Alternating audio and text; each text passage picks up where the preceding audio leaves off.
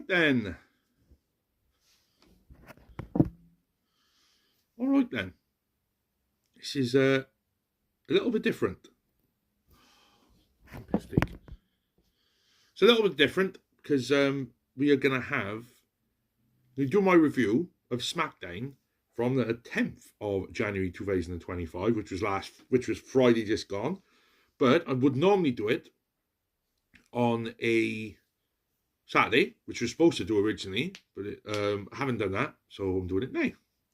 So this ain't going to be a long stream. This is probably going to be like 10 minutes. Tomorrow we'll be doing another stream, review for Raw. So that's how it's going to be from now on. So let's get into my little notes. Yeah, SmackDown from Friday was... It was long.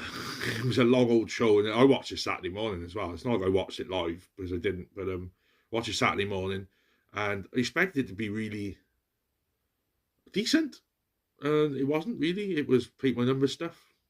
Probably a 6 out of 10 really, but we'll get to that as we get into this. Like I said, it wasn't a fantastic show, but I'm gonna go through it, and like I said, this will be a longer stream tomorrow when we review Raw. So SmackDown from the Motor Center in Portland, Oregon. I thought they said the Motor Center. I was going to say the Motor Center, the fucking one in Detroit, but it's the Motor Center. So that's what that is. Obviously, the new commentary team of Joe Tessitore and Wade Barrett welcomed this to the show. They're coming from Raw, of course. They had a video package showing everything from Monday Night Raw. Which, like I did say, on the live stream, the watch along, if you could tell what I was saying, because I was massively drunk on the 6th, but it was a good show overall. You didn't hear from Paul Heyman, who's in the ring. He's announced that there's only one tribal chief in the WWE universe, and that tribal chief is Roman Reigns. The fans then cheered while starting the OTC chant. Heyman said that Reigns has authorized Paul Heyman to share what Reigns plans to do next.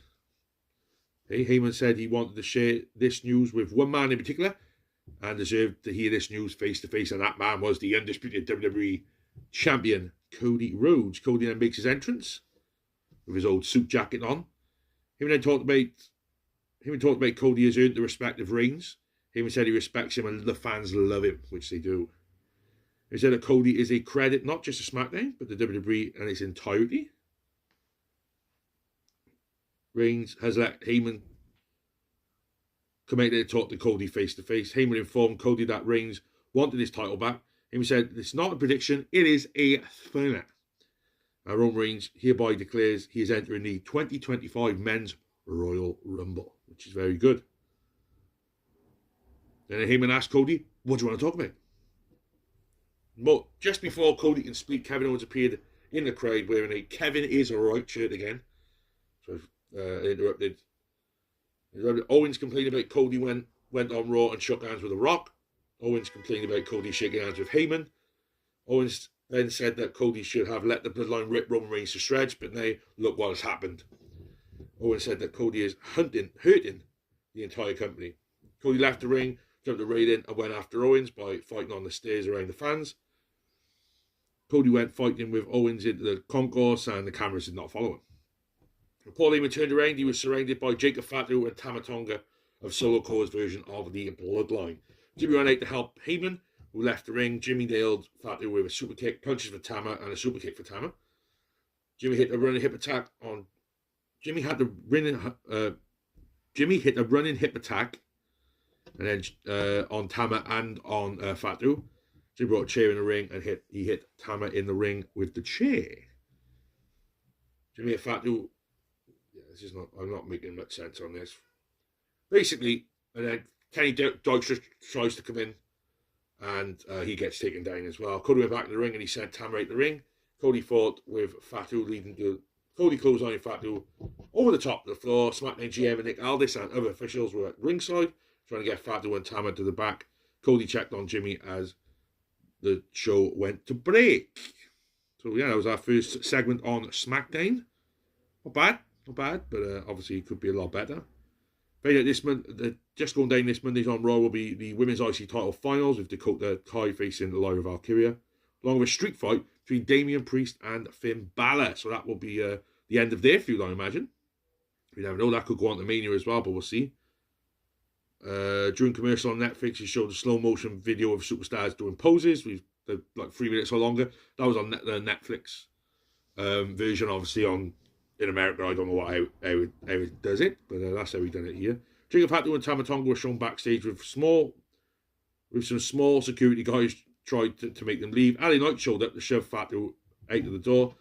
Knight shoved him through the door, which impressed SmackDown GM Nick Aldis standing there, and Knight said he has to win the US Championship. First match of the night, we had the Women's United States Championship on the line. Chelsea Green, the United States Champion, we're piping in against Michin. It's the first defence for Chelsea Green going forward. Of course, Michin, we started with Michin with aggressive punches and a back kick. Michin hit the run drop kick for 2.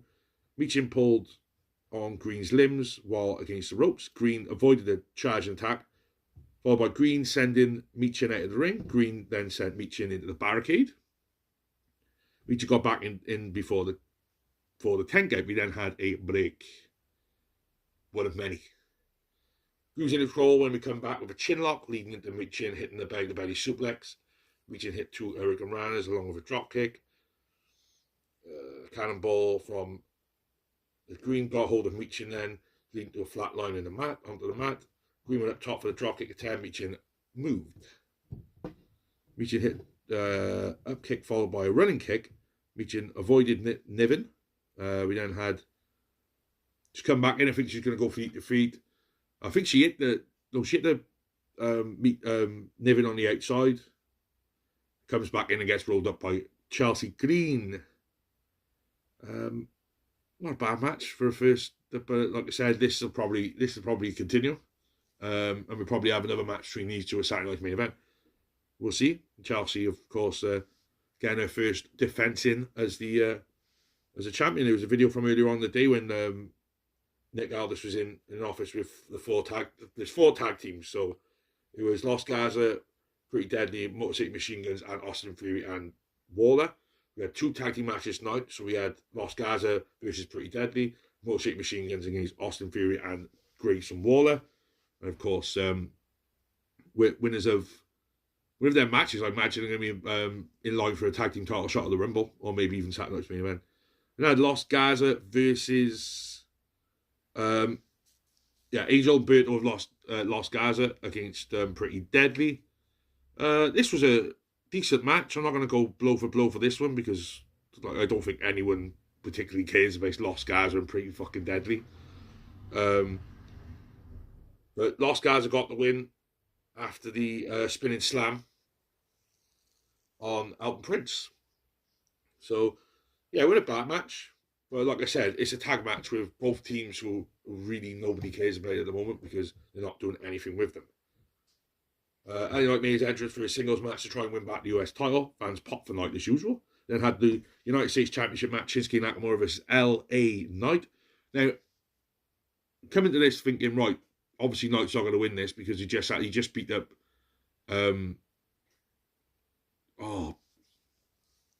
Fatu, took him out. So you know the bloodline were getting involved in this. But Nakamura did beat, of course, Ali Knight for the US title at Survivor Series on November the 30th. So he's been champion for what? Oh God, coming up 2 months. So, but Knight started the offense for a neck breaker followed by the stomps. Nakamura went to the apron, leading to a jumping kick to the head. Nakamura hit a running knee lift by the apron. Nakamura then hit Knight with chops. Nakamura set up top rope followed by a running knee lift that sent Knight down to the floor. Knight got back in. Nakamura over the top, sent Nakamura over the top rope. Knight hit the baseball slide kick into the commentary table. Back in the ring, we got Knight clotheslining Nakamura over the top to the floor. Knight picked up Nakamura, but Nakamura sent Knight into the post 2 times for a break. Match returned Nakamura and Knight trading punches. Knight nailed Nakamura with a clothesline followed by punches. Knight hit a pop-up power slam. Then had the rope sliding German suplex from Nakamura, so it was nice. This match ended by disqualification. So Knight hit the BFT in the end. Hit the BFT onto Nakamura. Tama Tonga and Jacob Fatu come out, and it was a good match. It was a pretty good match. You know, these two men are two of my favourites, so it's always going to be good. But what are we going to do? Are we going to have Knight against Fatu, or is he going to get involved in a US Championship match? Maybe is one of the bloodline. But so after the match, Tama Tonga and Jacob Fatu beat up Knight. Fatu hit the pop-up Samoan drop. Fatu hit the running hip attack on Knight 2 times. Fatu hit the double jump moonsault off the top. Cody Rhodes and Jimmy Uso then showed up. And Cody and Jimmy beat up Fatu and Tama. So they sent him over the barricade. Cody did a promo telling Nick Aldis not to send him home. Cody said they are here while Cody and Jimmy are here. Cody wanted a tag team match tonight. Nick Aldis said yes. I'm going to have a tag team match in the main event. It was set up earlier, but it's just been more time. This is the problem with having a SmackDown which is going 3 hours. Is the problem is that they haven't got enough superstars on this roster to fill out a 3 fucking hour show.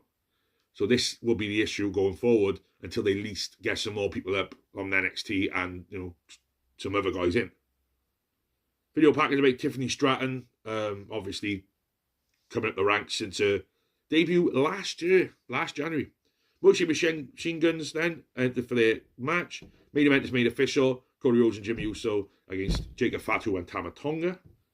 So yeah, it was then Mochi Machine Guns against Alex Shelley. Alex Shelley and Chris Sabin against Austin Theory and Grayson Waller, which was won by the Motor City Machine Guns. They hit that combo move they do, the Skull and Bones. But it was a decent match. You know, you can't go wrong with what Waller, I think, is very underrated, and so is Austin Theory. But the bad thing with Austin Theory is he just got completely jobbed out to John Cena at WrestleMania 2 years ago, and he hasn't done nothing since. He won the SmackDown tag titles, and that's all he's done ever since. And it's like, just need to try and get that level back up, I think. But they'll get there, I think, him and Waller. But I think what they're trying to do, what they're trying to do with this tag team division, they're trying to make it like, oh, we got 4 teams out to go against DIY. So maybe coming up to WrestleMania, or maybe, I don't Rumble, but maybe WrestleMania time, we have a big, massive match, you know, ladder match or whatever.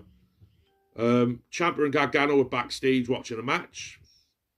They then spoke to Pretty Deadly, and they were like, "Oh, where were you for our match?" And they said, "We'll be there, don't worry." So somebody's cooking there. Like Jackson in the locker room when Candice LeRae let Jackson know Tiffany was going to the ring, and then Tiffany does go to the ring, and she basically says that she tricked Nia, and she's been on the ascendancy since Money in the Bank. She said it's Tiffy time. With that, Nia Jax comes out. Former women's champion says, "You ungrateful little shit." And it was not muted, so that was good. Jax said she would kill her and all this, basically. We didn't have Bailey come out, taking a mick out of both of them. Yeah, Naomi and Bianca come out. Of course, the old trope in wrestling, bring everyone out who wants to be in a number contenders match. So that did lead to a four-way women's match. Yeah, Aldis comes out and says, four-way women's match winner gets Tiffany. And they do announce it after, but it's going to be Tiffany versus the winner of this next week. So this was... A lot of people have said this was a really good match, but I don't think it was. I think it was just a lot of moving parts. But it was all right. You know, there's nothing special. Nothing. And not Naomi and Bianca and the double suplex on Jax. It was just a lot of moving parts in this match. He said, in tomorrow's Raw, we will go more in depth with beat by beat match, beat by beat. But at the moment, we're gonna try and get through this because it's Monday and I've just got back from work, so it's one of them, I suppose. So, by the way, Bailey won because I think Nia and Bianca were on the outside. Naomi's distracted. Bailey hits the Rose Plant and gets the win. So it was apparently people, and I've looked on reviews. Apparently, this is a great match. I wouldn't go that far. I think it was a good match. I wouldn't say great because, like I said, Fatal 4 Ways. I fucking hate Fatal 4-Ways as it is. So, I'll go as far as I hate multi-man matches, or multi-women matches in this case, but they can be very, very overbooked. And I think this was very close to being overbooked, but it was alright. It weren't bad. So yeah, Cody Rhodes was approached by Big Jim Uso. Backstage, Cody said, oh, here we are, fucking pop-ups. Cody said as far as Roman Reigns is concerned, he knew that Reigns was coming for the title. Cody left. Carmelo then said he don't miss, and that's why I think we're going to get Jimmy and Carmelo Hayes at some point on SmackDown. Main event tag team match was next. Bayley was interviewed backstage by Byron Sachs to inform Bayley that our women's title match will be next week against Tiffany Stratton. So next week on SmackDown, WWE Women's Championship match, Tiffany Stratton versus Bayley. Motor City Machine Guns versus Lost Gaza. So the two winners of their matches face off against each other. And I'm guessing DIY against the Motor City Machine Guns, either at Saturday night's main event or the Rumble.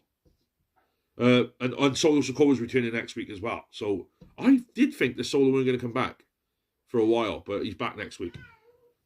No, cat's meowing in the background. Figure Fatu was shown walking backstage with Tama Tonga. Fatu spoke into the camera, warning Jimmy Uso and telling Cody Rhodes that his nightmare was here. Jacob and Tama made their entrance.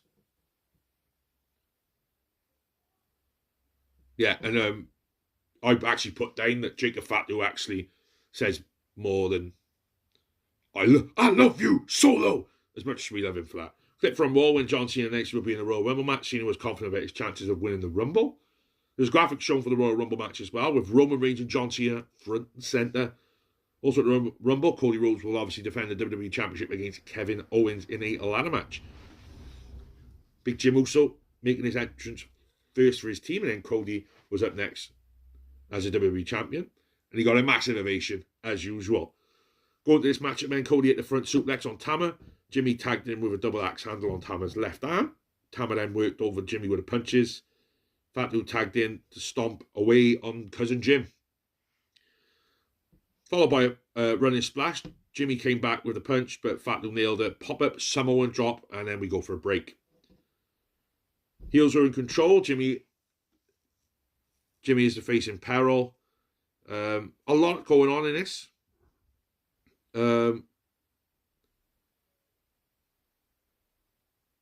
Cody sent Tama to the outside. We got back in the ring then. Cody worked over Tama with the punches. And Tama blocked the crossroads with a knee smash, and Tama hit a jumping DDT for two. You stop it. Cat's on the warpath, I think. Cody hit a superplex on Tama, and Jimmy jumped off the top with a Uso splash for the Power and Glory tag spot, which I thought was quite good.